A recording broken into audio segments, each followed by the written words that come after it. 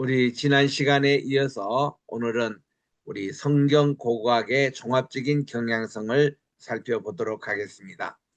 성경 고고학에 대한 이제 명칭이며 또 범위에 대한 그런 에 대해서 논쟁이 무르익어가는 중에도 성경 고고학은 종합적인 연구들을 포함하는 학문으로 성장하고 있습니다. 성경 고고학이 가장 많이 발달됐던 그 시대가 언젠가 하면은 19세기 중엽부터 20세기 중엽까지가 굉장히 활발하게 이렇게 그 발달이 됐고, 그리고는 현대 장비가 발전이 되고 또 현대의 촬영술, 기억술, 컴퓨터 또 이런 여러 가지 것이 발견되면서 고고학이 더 활발한 그런 이제 활개를 달았습니다. 그리고 성경 고고학을 더 풍요롭게 하는 방법으로서 대두된 것들 중에서 두 가지만 설명하면은, 첫째는 어, regional research, 이 지역 연구가 있고, 둘째는 종합적인 integrative research, 이 두 가지가 있습니다.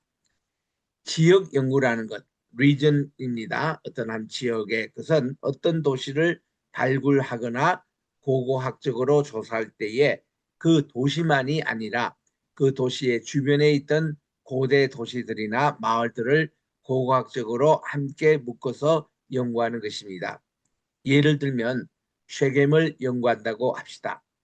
그전에는 이렇게 했습니다. 우선 쉐겜과 관련된 성경 본문들이 무엇인지를 파악합니다.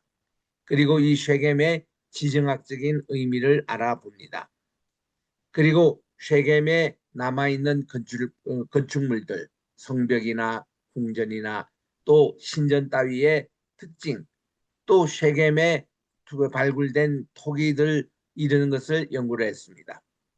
그러나 지금은 쉐겜뿐만이 아니라 쉐겜 주변에 존재하였던 다른 마을들, 심지어 거기에 이제 수가성리 옆에 있죠. 또 이 남쪽에는 그림신산이 있습니다. 북쪽에는 에발산이 있습니다.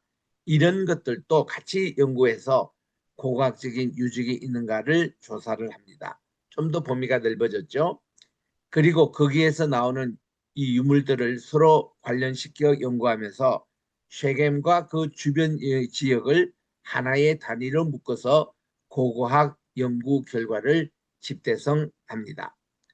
이러한 지역 연구, 이것은 연구 대상이 되는 지역의 지표 조사를 한 후에 발굴할 곳과 지표 조사 데이터로 만족할 것을 결정한 후에 이제 발굴이 시작이 됩니다. 또는 한 도시나 마을을 발굴하면서 동시에 그 주변의 지표를 조사할 수도 있습니다.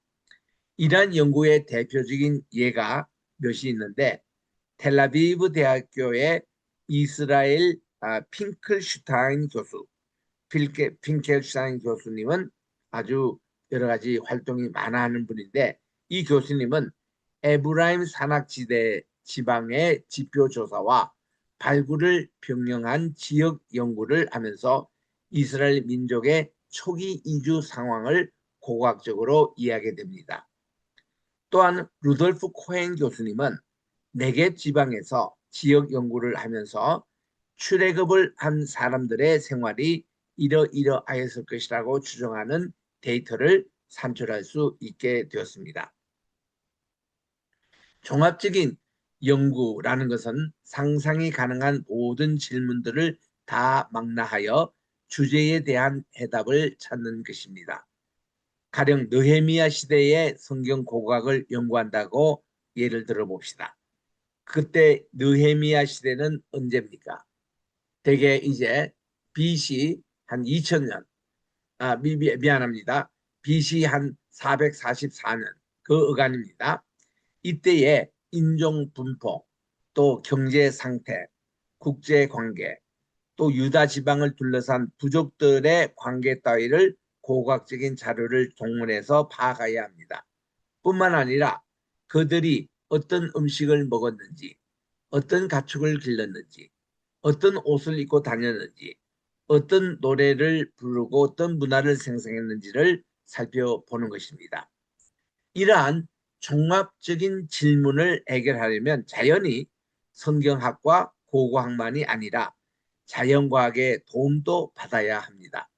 즉 식물의 찌꺼기나 또 짐승의 뼈나 또는 불에 타고 남은 새 따위 또 때로는 무슨 불에 타다 남은 공료 종류 적절한 연구소나 대학교의 실험실에서 보내어 자세하게 분석하도록 하는 것이죠. 이렇게 지역 연구와 종합 연구를 거칠 때에만 어떤 지역의 어떤 시대의 그 지역 상황이 객관적으로 포괄적으로 그 윤곽을 드러내게 되는 것입니다. 그러면 어떤 성경 본문을 한정하고 극히 부분적인 고고학 자료에 연결 지을 때에 생길 수 있는 오해나 부정확성을 방지할 수 있게 됩니다. 그러나 이러한 연구들을 추진하려면 재래식 방법보다는 더 많은 인력과 장비 그리고 자금 그리고 기술이 필요하게 되는 것입니다. 19세기나 20세기 중반까지 근동의 여러 나라와 아프리카의 일부, 즉 이집트 같은 데서 고고학 활동을 한 사람들은 이 지역의 사람들이 아니라 주로 외국인이었습니다. 미국, 영국, 프랑스, 독일 이런 곳에 있는 분들이 그래서 원주민들, 즉 이집트 사람들은 이러한 외국인들이 고고학 발굴이나 지표 조사에 보조 역할을 할 뿐이고 그리고 노임을 받는 것이 고작이었습니다. 그리고 발굴된 유물들은 발굴을 주도한 나라로 쉽게 반출할 수가 있었습니다. 지금 미국을 비롯한 서양 여러 나라들의 박물관들에 소장되어 있는 동양 유물들 중에서 대부분은 이렇게 하여 낯설고 물설은 서양의 주소를 정하게 된 것들입니다. 이렇게 서양 학술기관에서 파송된 서양 학자들은 1년에 2개월이나 3개월 동안 이 자기가 선택한 나라에 거주하면서 발굴을 하고 유물 자료들을 정리하고 또 이것을 연구를 했습니다. 그래서 이들은 적은 비용으로 많은 일을 할 수 있었으며 또 싼 노임을 주면서 현지인들을 고용하여 발굴하는 데 일꾼으로 쓰거나 다른 노동을 하게 하였습니다. 그러나 이제는 여러 가지로 외국인 고고학자들이 근동이나 이집트에서 독자적으로 고고학 활동을 하는 것이 점점 어려워지고 있습니다. 첫째로 현지인들이 고고학에 대거 참여하고 있으며 현지의 대학들이나 학술기관들 그리고 정부의 고고학부들이 고고학 현장을 장악하고 1년 내내 활동을 하고 있기 때문에 그렇습니다. 예를 들면 튀르키에 가보면 예전에는 이들이 자금도 없었고 관심도 없었고 그래서 그들은 아주 어떤 제한적인 범위 내에서 이런 고고학에 참여하고 이렇게 했습니다. 근데 요즘은 이들 자신도 고고학에 관심이 높아졌습니다. 또 자금도 여기저기서 끌어옵니다. 그래서 이제는 현지인 참여들이 이제 전문적인 수준까지 참여하는 그런 경향이 점점 늘고 있고 또 한편 외국인들이 예전처럼 와서 고고학 발굴하는 거 이것이 점점 줄어드는 그런 현상입니다. 그래서 1년에 2개월 정도 왔다 갔다 하는 외국인 고고학자들이 도저히 고고학의 선봉에 서서 자리를 지탱하기가 어려운 실정에 지금은 와 있습니다. 둘째로는 고대, 근동 각 지역의 정부가 고고학 발굴에 관한 법률을 자세하게 제정해 놓고 외국인들의 활동을 규제, 컨트롤하고 있기 때문에 외국인 고고학자들이 근동 각 나라에서 활동하는 일에 불편한 점이 많습니다. 또한 발굴된 유물들은 그 나라에 기속되며 해외로 반출할 수 없게끔 옛날에는 많이 반출을 쉽게 했어요. 근데 요즘은 점점 법이 까다로워져서 이것도 제한하고 있습니다. 그래서 이 발굴에 대한 의혹이 저조되는 경향도 있습니다. 세 번째로는 위에서 설명한 대로 여러 가지 연구 방법이 동원되면서 인력, 장비, 실험 비용, 그리고 창고 관리비 등이 많이 들게 됩니다. 그러므로 예전보다 몇 배가 넘는 돈을 써야 하고 그런 펀드를 이제 구성을 해야 합니다. 또한 출판을 하지 아니하면 발굴 허가를 갱신하여 주지 않는 나라도 있으므로 계속해서 출판을 하는 데 드는 비용이 클 수밖에 없습니다. 그리하여 외국인들이 성경 고고학 발굴 현장을 주도하는 일이 점점 위축되는 경향이 짙어지고 있습니다. 이게 오늘날 현실입니다. 미국인 성경 고고학자인 윌리엄 니벌, 이분은 이렇게 될 것을 알고 이미 여러 전에 내다보면서 외국인들은 현지인들이 하는 고고학 발굴에 참여하는 정도로 거치거나 동반자로 활동하는 것으로 그 역할을 줄이게 될 것이라고 했습니다. 그러므로 이제는 현장에서 하는 전초적인 성경 고고학을 할 수 없는 학자들은 남들이 발굴하여 분석하여 놓은 보고서를 자기 나라, 자기 집에서 앉아서 읽고 이용하는 수밖에 없게 되었습니다. 요즘은 또 SNS가 발달되고 또 이렇게 뭐 인터넷이다, 또 이렇게 이메일이다, 이런 것이 많이 발달되므로 이제 그들이 이런 커뮤니케이션이 더 옛날보다 활발해지잖아요. 이런 책상 머리맡에 앉아서 하는 고고학, 이거를 armchair archaeology라고 하는데, 이런 최신 정보를 활용할 수 없는 약점을 안고 있습니다.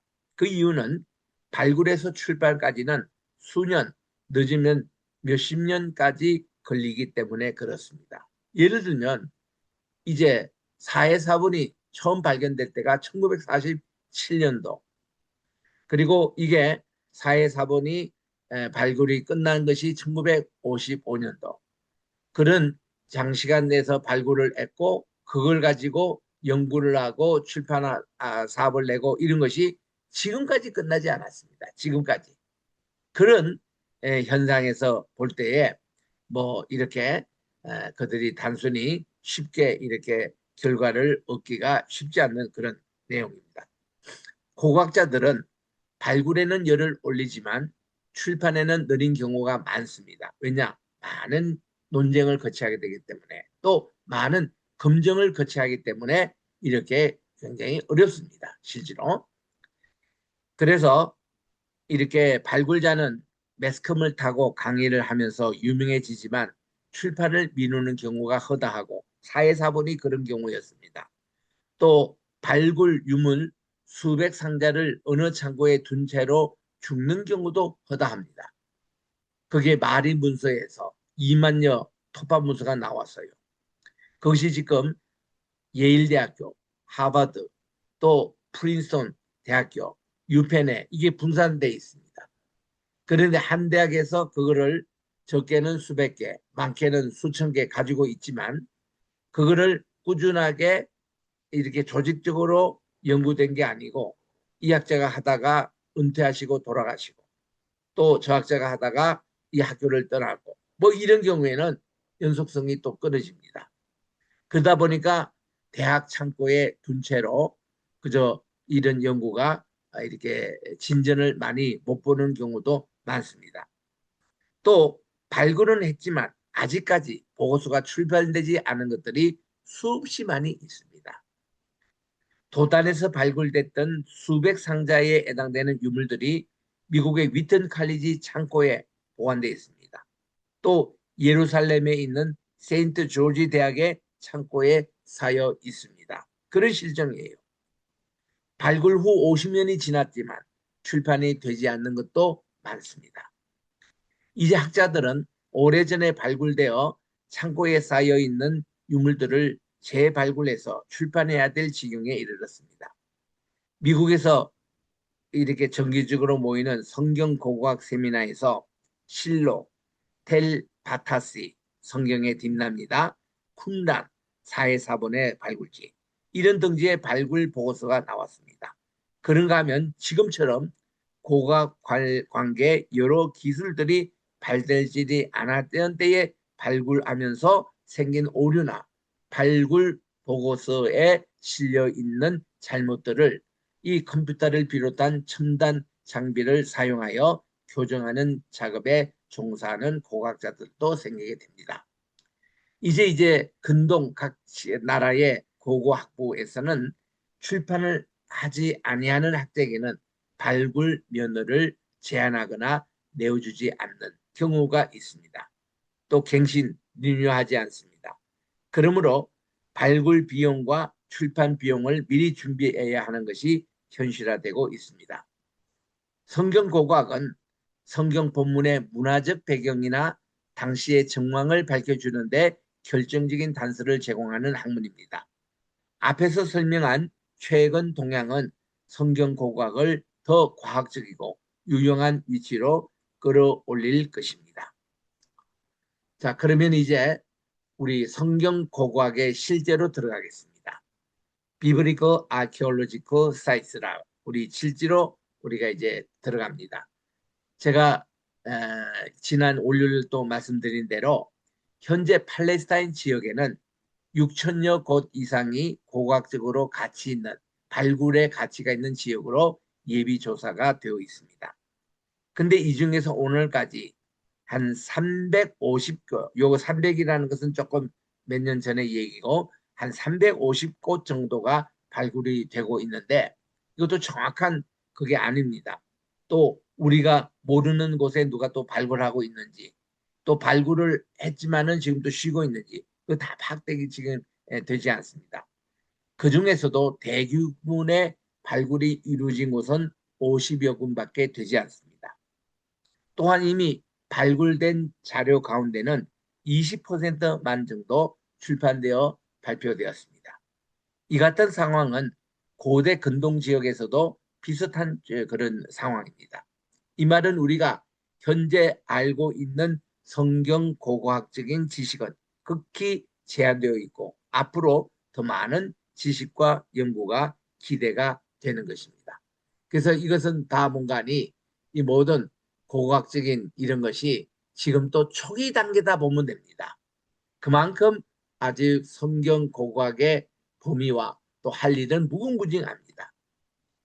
자, 먼저 우리 팔레스타인 지역의 고고학적인 기초 작업을 보겠습니다. 19세기에 박물관 전시품 수집 단계 수준의 고고학적인 기초가 놓여졌고 19세기 그때는 고고학에서 이제 뭐 토기도 나오고 토파무수 나오고 이러면 바로바로 이게 박물관에 보관되고 이랬던 적이 있습니다. 근데 지금은 좀 검증 과정도 길고 또 연구 단계도 있고 해서 바로바로 이렇게 전시는 되지 않습니다만은 20세기에 들어와서는 보다 더 정밀하고 객관적인 과학적인 학문으로 고고학을 발달시켰습니다. 예를 들면 1865년 굉장히 고고학에서는 이런 시기입니다. 이때 영국인 중심으로 팔레스타인 엑스플로레이션 펀드가 조직되어 있었습니다. 이 단체에서 팔레스타인의 상세한 지도가 제작이 됩니다. 그리고 1870년에는 American Palestine Exploration Society가 조직이 되었습니다. 그 뒤이어 프랑스, 독일에서도 고대 근동 발굴 학회가 조직이 되었습니다. 그리고 1878년에는 현대적인 의미의 지도가 작성되므로 이때부터 이제 구체적인 고고학이 이제 그 발달이 됩니다. 1878년 이때에 공헌하신 분들이 패트리에라는 고고학자입니다.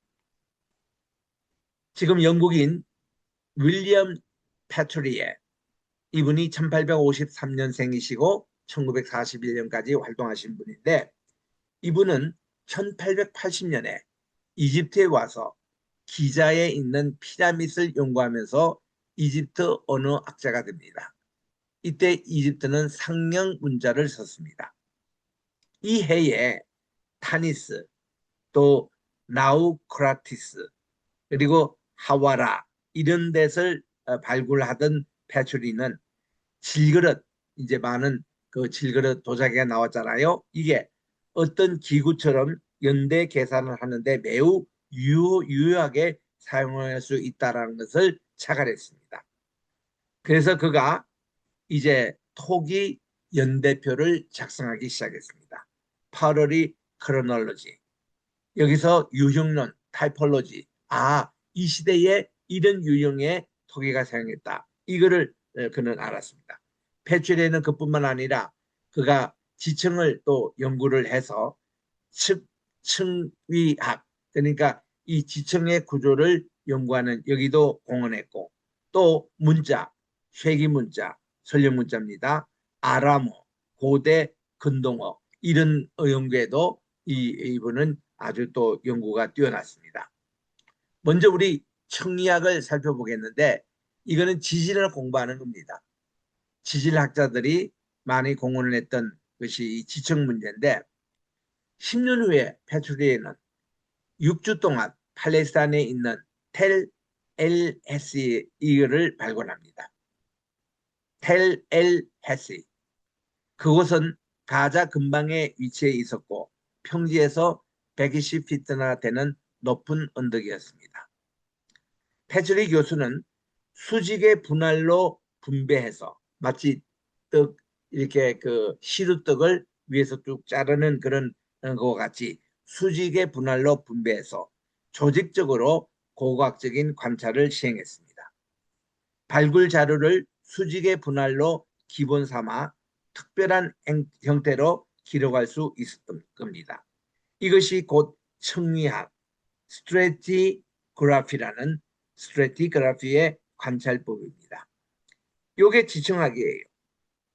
지금 꼭 시루떡처럼 상황과 같이 이 지층이 이렇게 형성이 됩니다. 맨 아래는 상당히 오래전에 가나안 시대라 그렇게 얘기하면은 그 다음은 청동기 시대 초기, 중기, 말기, 그 다음은 철기 시대, 초기, 중기, 말기 이런 식으로 이 지층 하나가 연대 시대에 따라서 쭉 이렇게 언덕으로 자꾸 형성이 돼서 요거를 쭉 이렇게 파보면은 그 역사의 자료에 그 시대에 해당되는 그런 유물들이 발견이 되곤 하는 이런 것을 연구하는 것을 스트래티그래피라고 이 지층학 이렇게 얘기합니다.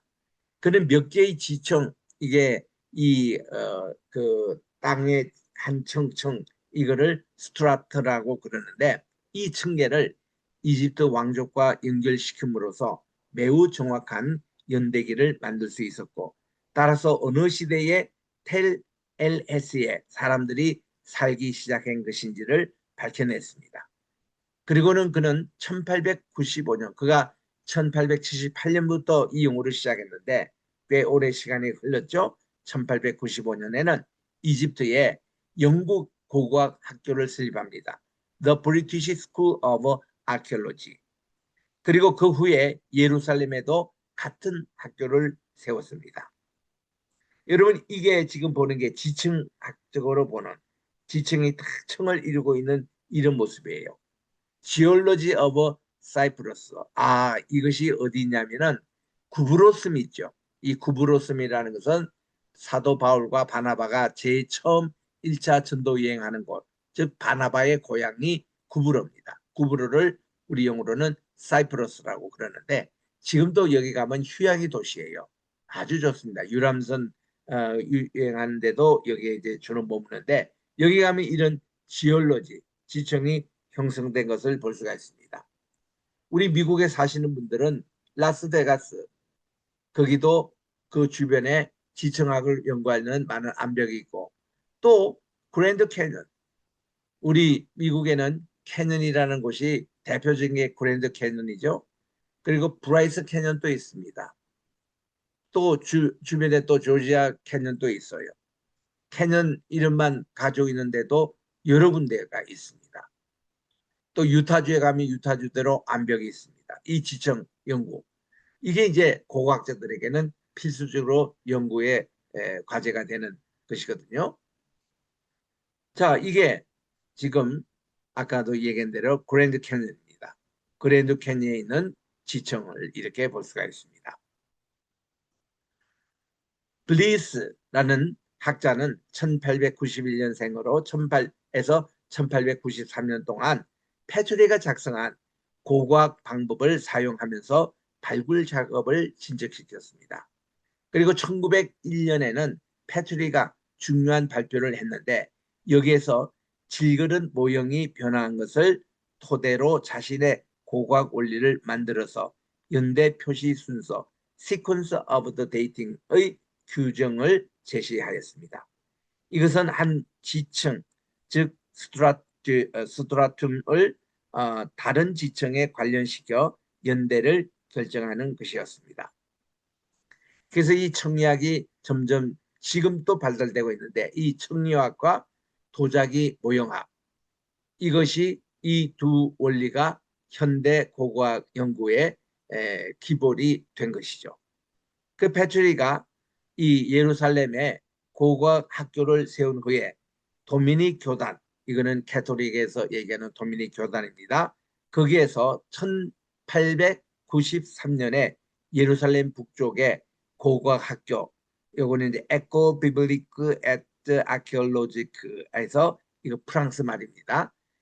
이게 성경과 이제 그 고고학의 학교 이거를 또 세웠습니다.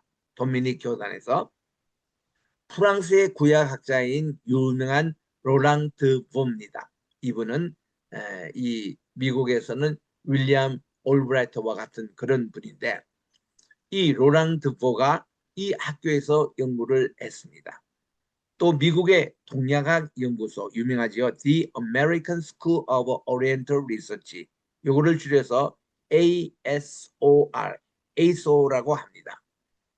여기서 1900년대 예루살렘 사라딘 로드에 고고학 연구소를 세웠는데 윌리엄 올브레트 미국의 또 우리 전체의 성경 고고학의 아버지라고 불리는 윌리엄 올브라이트가 여기서 연구를 했습니다. 그래서 그의 이름을 따라서 이 연구소 이름을 The Albright Institute of Archaeological Research로 명명을 하고 지금까지 성경 고고학 발굴의 중심 센터의 역할을 하고 있습니다. 이 ASO에는 현재 150개 기관, 미국과 캐나다의 대학과 신학교, 여기와 한 2,500여 명의 회원이 등록되어 있습니다. 저도 여기에 한 멤버입니다. 현재 근동 지역, 구브로스, 아까 사이프러스 봤죠? 지청학에서 또 이집트, 이스라엘, 요르단, 시리아, 튀니시아 이것을 발굴하고 있고 비브리크 아키올로지 이 잡지를 정기적으로 학술지입니다. 또 뷰리튼 오브 American Schools of Oriental Research에서 BASOR 이거는 고고학, 고대 근동을 연구한 사람은 교과서처럼 쓰이는 학술 잡지입니다. 월간, 개간 또 이제 1년에 한두 번씩 나오는 이런 순서로 지금까지 계속 이게 발굴 결과를 여기서 발표되고 있습니다. 또 Journal of Cuneiform Studies, 쉐기 문자를 연구하는 학자들이 필히 여기에 이를 통해서 발굴하는 학술지를 출판하고 있습니다. 블리스 교수와 마칼리스터 이 교수는 청리학과 모형학을 더욱 발전시키고 독일의 어네스트 젤린은 독일 오스트리아 탐험대 German Australian Expedition 이거를 지도하면서 1908년부터 1909년까지 여리고를 발굴을 합니다. 또 라이스너는 또 피셔는 1908년에는 사마리아에 3번이나 고고학 탐구를 시행을 했습니다. 그 다음 우리 도자기 연대표 참 중요하죠. 1차 세계대전 후에 1920년부터 1935년간 팔레스타인의 발굴 작업이 매우 활발하게 진행이 되었습니다. 특히 올브라이트 교수가 1926년부터 32년 사이에 텔 베이트 미르신 여기에서 바로 시행한 이런 발굴 결과 도자기 연대학을 작성했습니다. 이제 곧 우리 도표를 보겠습니다만은 포트릭 크로놀로지 그거는 뭐가니 거기서 발굴된 도자기가 그 지역의 알파벳이다 이게요.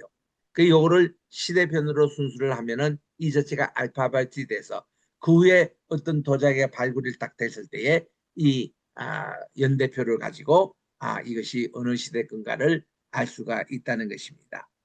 1번 이거는 척도입니다. 2번 초창이 발굴된 도자기 모형이에요.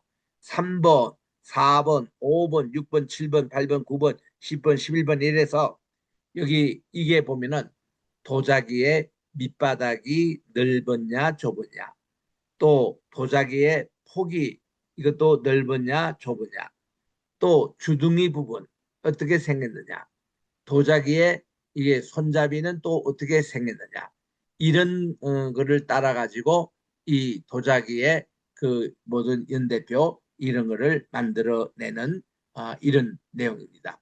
지금 여기에 발굴됐던 대부분 것은 레이트 EB라고 나오는데 early bronze, 즉 이제 초기 청동기에서 이제 좀 말에 해당되는 그런 지역과 또 early bronze age 2에서 초기 청동기 시대 이때의 도자기를 이제 여기에 정리한 모습입니다. 우리가 주로 공부한 것은 이 도표예요. 이 도표에 보면은 맨 위에 보면은 640년 BC가 나옵니다. 640년 BC라는 것은 이슬람이 이제 정복을 한참 하고 있었던 그때 연대입니다. 거기에서 이제 조금 더 밑으로 내려오면은 이제 그 시대 연대에 따라 330년 또 63년 330년 BCE라고 나오는데 여기 BC는 오늘날 우리가 얘기하는 AD입니다. AD. 그리고 BCE라고 하는 것은 BC입니다. 이는 Before Common Era. 이게 약자인데 유대인들은 이 AD와 BC 쓰는 것을 꺼려합니다. 왜냐하면 예수 그리스도의 성육식 사건 전후로 이게 이제 나눠졌기 때문에 이거를 꺼려하기 때문에 유대인들은 자기들 나름대로 CE라고 써요. 그냥 common-이라 일반적으로 쓰는 그런 기호. 이게 이제 주후 AD를 얘기하는 것이고 BCE는 before common-이라 이렇게 해서 이제 보통 쓰는 common-이라 이전에 그러니까 우리로 말하면 BC죠. 주전이죠. 이렇게 그들이 씁니다. 그래서 이제 330년 BCE, 586년 BCE 예루살렘 성전이 무너질 때 이런 모습으로 이렇게 쓰고 있습니다. 그래서 이 밑에 갈수록 점점 아주 오래된 그런 가나안 시대 그때 유적들이 나오는데 여기서 발굴된 것 쭉 보십시오. 맨 밑에 바탕에 있는 이런 유적들의 그 모습과 그 바로 위의 모습 위성에서 이거를 거의 암기한다라고 생각하면 됩니다. 우리 알파벳을 A, B, C, D, E, A, B, C, D, E, F, G 하고 이렇게 하는 식이 있죠. 그런 식으로 이 도자기도 연대순으로 이렇게 외우는 거예요. 그래서 우리들은 훗날 어떤 도자기가 발견되면은 대개 이거는 중간에 있는 이게 저 입도 이렇게 주둥이도 넓고 또 밑에 바텀도 넓고 또 널찍한 이런 것이 있는데 그거 한 종류만 아니잖아요. 요 시대 발굴됐던 여러 도자기의 모형이 대개 여기에 속할 것이다. 이렇게 우리 전문가들은 이제 평가하는 것이죠. 그리고 이런 거를 하는 것이 퍼더리 크로놀로지컬 이렇게 얘기합니다. 도자기 가지고 이제 유형론 연대기를 이제 만들어서 알파벳 순으로 우리가 어떤 것을 추정하듯이 도자기도 그 발달 순으로 이렇게 우리가 추정을 할 수 있는 이런 내용입니다. 그 다음은 문자를 가겠습니다. 고고학에서 어떤 뭐 도자기든 아니면 어떤 비석이든 어떤 파필루스가 나오든지 문자가 기록된 유물이 나오면은 이거는 그날 큰 성과를 아는 것인데 그 중에 하나가 아주 초기의 문자인 쇠기 문자입니다. 쇠기 문자라는 것은 찰흙 같은 아주 그 알갱이가 자른 그런 것에 물을 부으면은 아주 이게 딱딱하게 이제 찰흙을 이게 태양에 말리면은 굉장히 돌같이 그렇게 되지 않습니까? 여기다가 이게 마르기 전에 글자를 쓰는 거예요. 이게 쉐기문자예요. 이 쉐기문자는 대개 쉐기문자는 그 삼각형으로 된 펜입니다. 그래서 이걸 가지고 원도 만들어내고 직선도 하고 약간 곡선으로 위로 휘기도 하고 이걸 가지고 글자를 새기는 겁니다. 이 쉐기문자는 우리는 한문을 다 배웠기 때문에 한문처럼 외우는 거예요. 그러니까 한문의 그 글자처럼 쉐기문자도 그렇게 외우면 됩니다. 세계 최초의 문자는 오늘날 이라크에 위치한 메소포타미아 남부의 슈메르 지역에서 BC 3300에서 3000년경에 만들어진 쉐기문자입니다.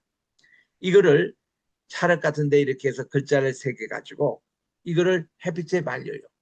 그러면 이것이 돌로 됩니다. 돌. 뭐 일주일만 지나면 돌로 돼가지고 돌로 된 이런 문자가 이게 거의 반영구적으로 남아 있습니다. 이게 바로 쉐기 문자거든요. 그래서 이 지역에서는 BC 4000년경부터 성벽으로 둘러싸인 도시 국가들이 발전하면서 점점 복잡해지는 경제 활동에 필수적인 영수증이라든지 물품 목록 같은 것들을 진흙판에 그림과 숫자들로 기록하기 시작해서 이거를 말렸습니다. 그러면 이게 돌이 돼버리면은 이게 뭐 거의 영구적으로 기록이 남아있는 이런 것을 쉐기문자라 그래요. 그래서 쉐기문자를 기록하는 그것을 토판이라 그럽니다. 이게 클레이 태블릿, 토판. 이게 손바닥만한 그런 넓이입니다. 여기에다가 이제 글자를 새기는 거죠. 설령 문자를 새깁니다. 여기에. 그래서 우리 여기 몇 가지 남아있는 글자도 보입니다만은 이거를 고대 근동학을 공부한 사람들은 다 외워야 됩니다. 이게 하나하나 이게 알파벳처럼 옮겨지거든요.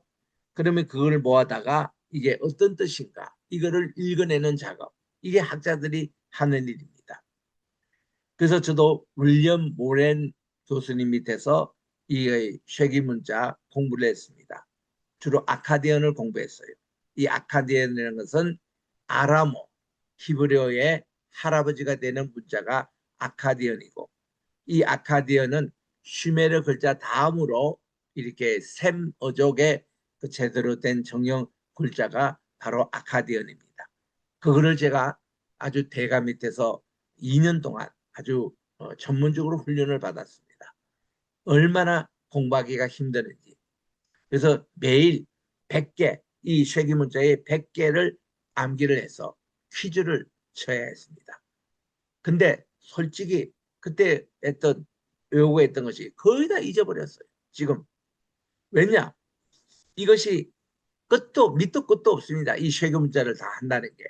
지역마다 이 글자가 틀리죠? 시대마다 또 틀립니다. 이제 조금 이따가 쉐기문자의 글자 모형을 이제 보여드리겠습니다만은 이러한 초기의 상형 문자는 오른손 잡이가 쓰기에 편하도록 얼마 지지 않아서 왼쪽으로도 90도 뉘게 되어 있고 이어서 진흙판에 갈대펜으로 그리는데 어려운 점이 많아서 더 이상 그림으로 표현되지 않고 윤곽이 여러 개의 짧은 획으로 이어지는 선형으로 변하게 됩니다. 이때 하나하나의 획, 즉 갈대펜의 자국이 마치 목공 속에서 사용하는 쉐기의 모양을 담는 다음부터 해서 이거를 큐니어폼 레더라고 부르고 있습니다. 여러분 지금 그 밑에 쉐기어 이거 이제 쉐기 모양으로 새겨진 큐니어폼 레더를 보겠지 않습니까? In early Mesopotamia, 메소포타미아의 초기 때 약 한 3,500년 정도 되는 BC 이때 큐니어폼 스크립트가 이제 발명이 됐다고 합니다. 그래서 이 큐니폼은 문자적으로 그 뜻이 뭔가니 웨지 쉐이프, 쉐기 모양이다. 쉐기 모양으로 생겼다는 것입니다. Due to a triangle tip of the stylus, 이 펜촉 끝에 의해서 트라이앵글 이렇게 삼각형으로 생겼다 해서 이런 이름을 얻습니다. 그래서 이제 여기에 대한 내용의 신전에 나오는 그런 이제 예배문, 제문이라든가 또 이 위에 보십시오. 1, 2, 3, 4, 5, 6, 7 이게 머리라는 이 글자입니다. 이 글자를 큐니오폼으로 만든 게 2번 머리가 누워 있고 3번에는 누워 있는 걸 가지고 큐니오폼을 이렇게 그저 글자를 쉐기 모양으로 만들었고 4번, 5번, 6번, 7번이 전부 다 머리에 해당되는 쉐기 문자만 해도 이렇게 많습니다. 시대별로 이렇게 발전해 있다는 겁니다. 그래서 굉장히 공부하기가 어렵습니다. 어려워요. 그래서 스테이지 1, 스테이지 2, 스테이지 3 여기 지금 다 나오잖아요.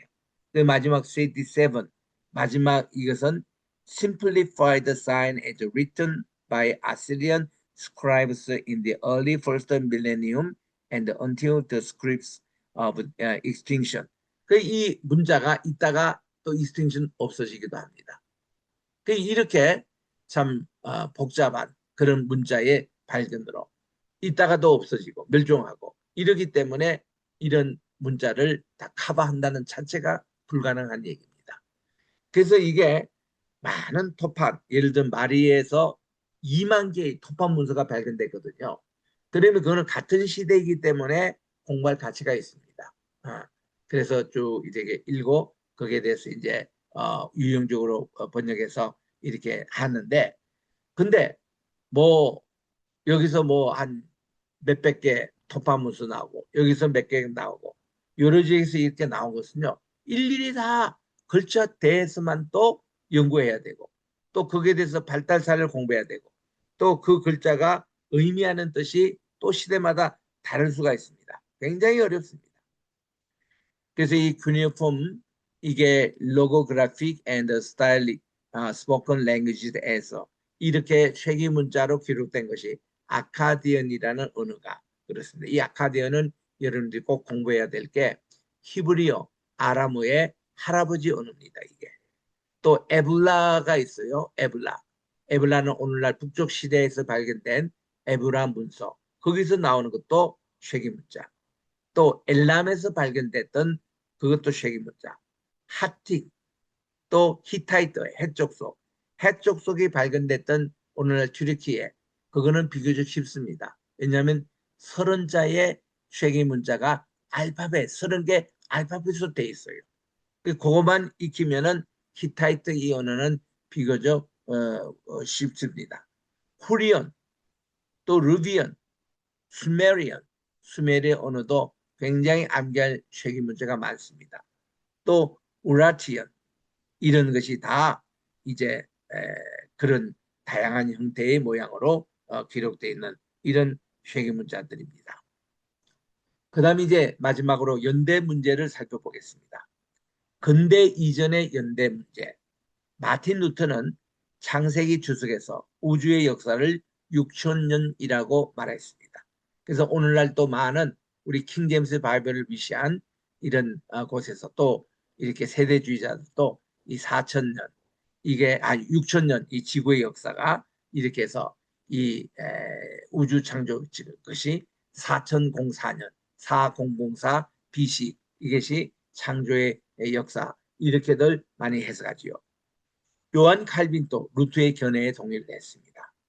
그리고 1650년에 아일랜드의 대주교인 어셔 이분은 BC 4004년에 인간이 창조됐다고 합니다. 이게 바로 이제 스코필드 박사님의 이분은 이제 킹제임스 바이블을 주석하신 분인데 그게 우주 창조 연대를 4004년 BC라고 표기하고 있습니다. 또 돌창, 돌칼과 같은 석기 시대의 유물은 사탄이 하늘 전쟁에서 쓰던 무기라고 생각했고 신비한 마력을 가졌다고 믿었습니다.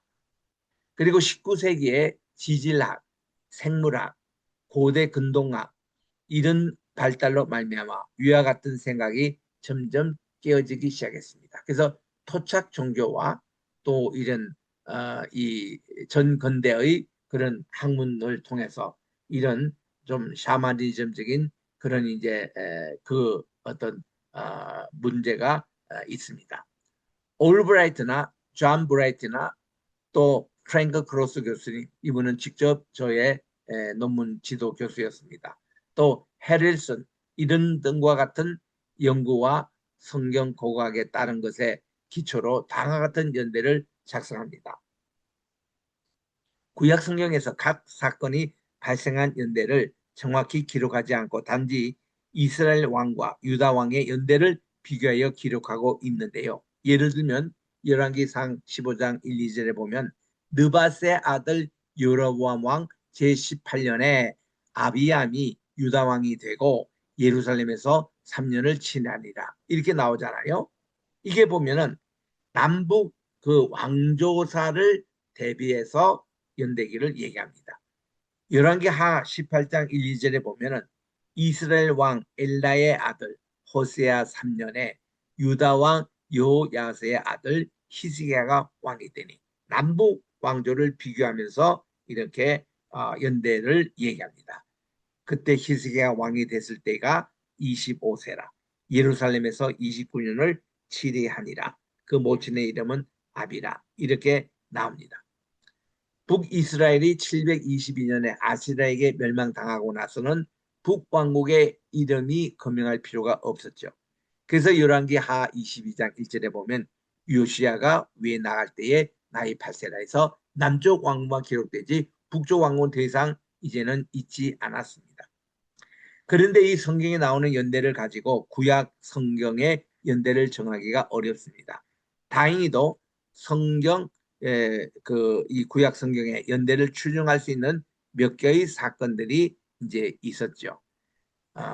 그 중에 하나가 시삭의 침략인데, 시간이 다 돼서 오늘은 여기까지 강의를 하도록 하겠습니다.